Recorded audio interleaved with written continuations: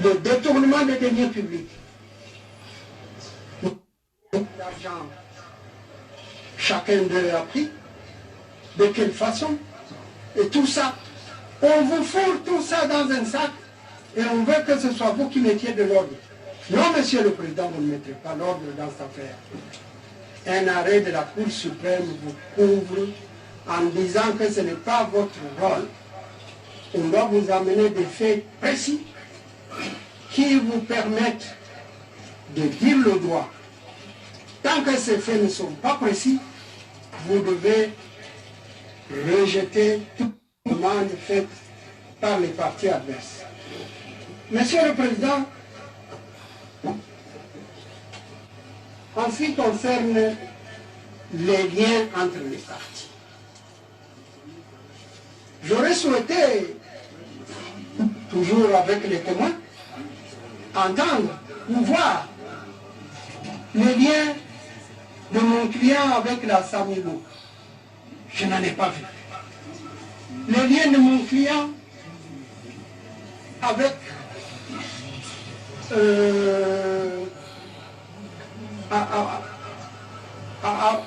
avec Massaro. Je n'en ai pas vu. Les liens de mon client entre Massaro qui dit avoir agi sans procuration pour sa belle, les liens de mon les liens pénaux qui établissent la corruption qu'on met à sa charge, les liens entre cette maman pour laquelle quelqu'un est allé utiliser son nom sans lui demander et sans procuration. Mais il faut un lien quand même pour montrer la responsabilité pénale de M. Kamere, pour prouver qu'effectivement il attendait un don. Je n'ai pas vu tout ça. Alors dès lors, Monsieur le Président, qu'est-ce que vous allez juger? J'ai l'impression que le juge va être considéré ici comme portant toutes ces haines de la justice sur son dos pour pouvoir être plus ou moins un règlement de compte des gens. Le monde de la justice est un monde de la haine, Monsieur le Président. Ne portez pas cette haine sur vous. Là, ça. C'est un monde où chacun veut écraser l'autre, que vous ne soyez pas la cause de cette haine-là, d'avoir été utilisé dans cette haine-là. J'ai terminé donc ainsi, Monsieur le Président. Je pourrais intervenir plus tard. Je laisse les confrères, chacun pour les rôles que nous les avons assignés, qu'ils puissent donner de façon professionnelle. Merci. Allez-y, maître. Monsieur le Président, honoré membre de la composition, Monsieur le procureur général, faisons bien déjà les interventions de nos prédécesseurs, mais il faille que votre tribunal nous précise quelque chose, Monsieur le Président. Puisqu'il y a un malaise qui ne dit pas son nom, il y a une exception d'inconstitutionnalité qui vous a été opposée par l'un de mes prédécesseurs. Nous tous ici, Monsieur le Président, que ce soit les partis que votre tribunal, nous sommes tous soumis à la seule autorité de la loi. La Constitution vous a été lue et vous impose un comportement à adopter en pareil cas. Nous voulons savoir, Monsieur le Président, Monsieur Vital Kamere a le souci de savoir quelle est la réponse à cette demande. Est-ce que votre silence, laissez-moi terminer, Monsieur le Président, la plaidoirie est une partie sacrée, l'avocat n'aimerait pas être interrompu, Monsieur le Président. Nous aimerions être fixés, Monsieur le Président. Votre silence est-elle un refus de vous rendre conforme aux prescrits de la Constitution? Nous aimerions savoir, Monsieur le Président, avant de continuer. C'est important, Monsieur le Président. Vous donne un comportement à afficher. Nous le rappelons, Monsieur le Président. C'est ma manière de parler. Je ne pas sur le tribunal. Vous n'avez pas une manière de parler. Merci beaucoup, Monsieur le Président. Procès à Souka, la procès. C'est-à-dire les usages. Toi, n'est pas prêt à procès étape Vital Kamerhe l'avocat bazo défendre nous prenons acte de la réponse de votre tribunal et nous nous inclinons. Par ailleurs, Monsieur le Président, nous avons suivi le réquisitoire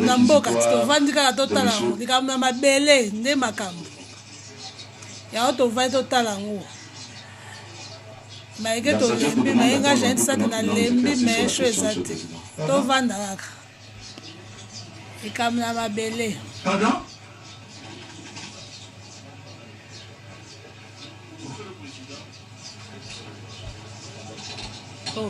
Monsieur le Président, nous aimerions un peu savoir l'acception que le tribunal donne à la plaidoirie.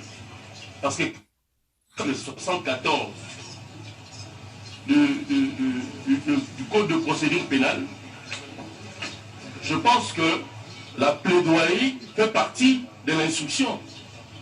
On ne peut pas nous faire croire que la plaidoirie, c'est une étape autre. L'article 74 dit ceci. L'instruction à l'audience se fera dans l'ordre suivant. Les procès-verbaux de constat, s'il y en a, sont lus par les greffiers. Les témoins à charge et à décharge sont entendus s'il y a lieu et les reproches proposés et jugés.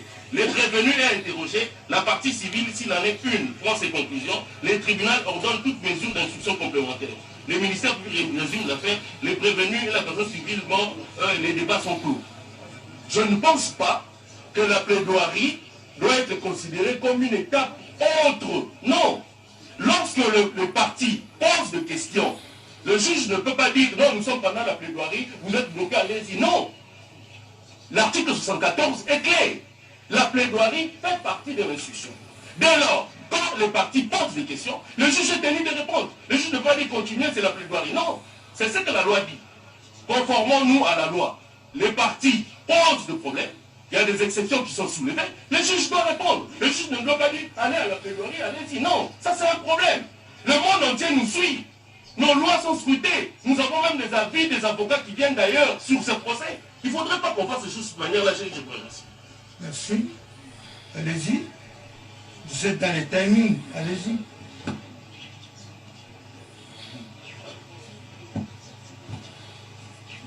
Merci, Monsieur le Président, pour la parole. Nous venons de constater que le tribunal nous a contraints de plaider.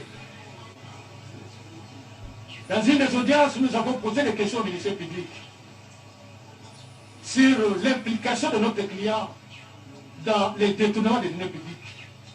Et cette question est demeurée sans réponse.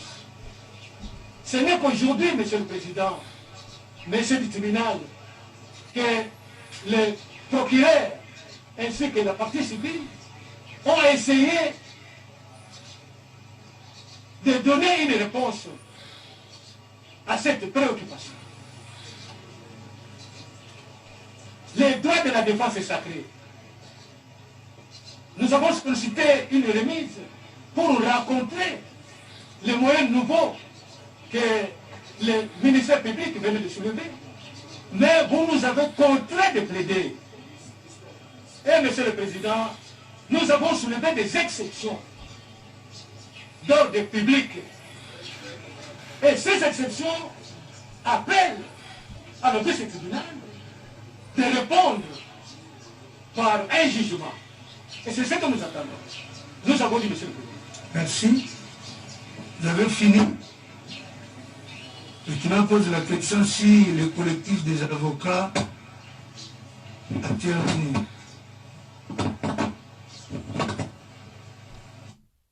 Fini.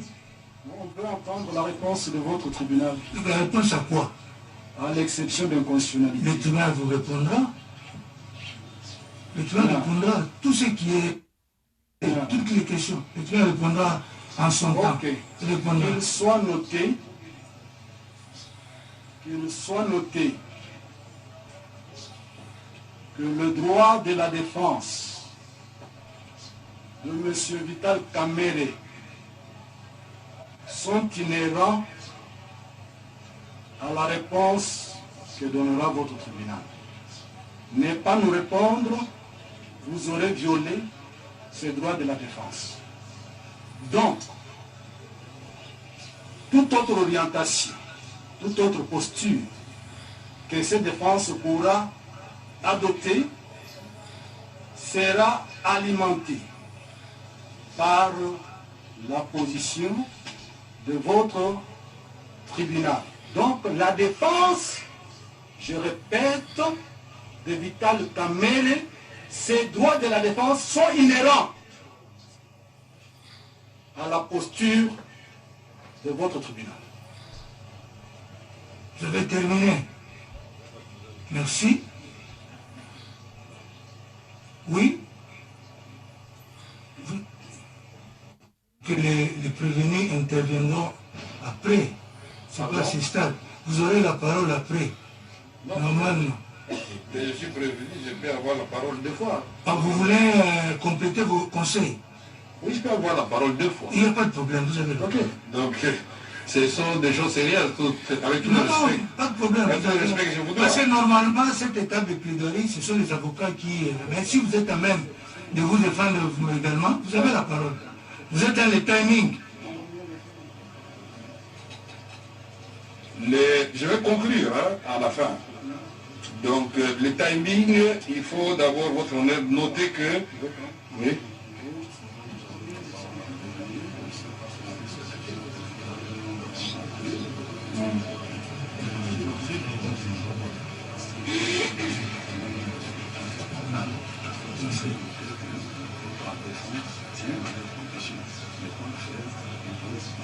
Mais c'est ce que j'allais dire.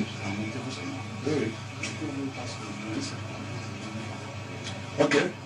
Je suis le conseil du président des séances et de mon conseil. Donc, pardon? Je suis vos conseils. Non, non, on ne vous donne pas un conseil, on vous explique. Parce que vous m'avez dit que... Non, non, on vous parle après. Non, non, c'est-à-dire, il y a ceci. La plaidoirie, Oui. c'est le moment où les avocats développent leurs arguments. Et justement, je leur ai donné 2 heures, je crois 14 minutes. Mais les prévenus, vous aurez la parole en dernier. Vous interviendrez en dernier. Merci, c'est compris. Je vous en prie, merci. Merci vraiment pour la défense, pour avoir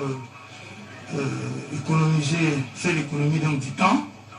La parole est au conseil du prévenu Mouima.